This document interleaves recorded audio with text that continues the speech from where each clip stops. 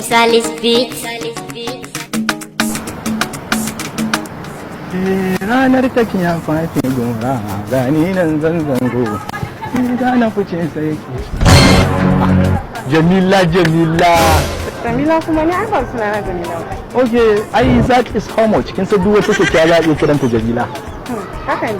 Sunana aka Comrade Shamsun Fatika, Injecto, Adapto and ke ma dai kin gani. Wow, nice name. Wallahi nike ga miki ina nake je ne? Wala zan je na dan fito gida ne na gaji zama zan dan fito in kita. Is that good? It's more hygienic.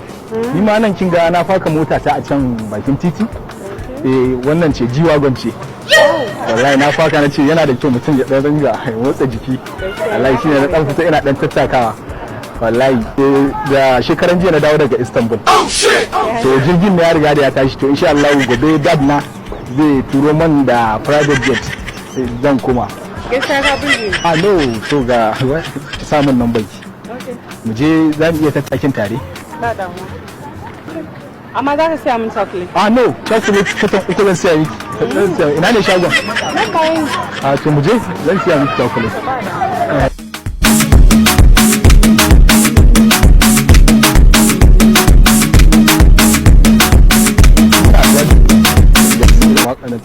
I don't know where you coming from.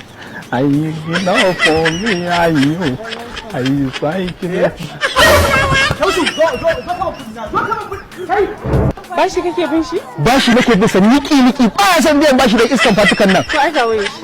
Wai sace wannan? Bashi ya biyu. Yanzu da yake koma ko? Bari baki kayan miya ki tafi da shi. Da Allah an gama abincin na a kawo min da wuri. Saboda yunwa nake ji da yunwa da kasuwa. No.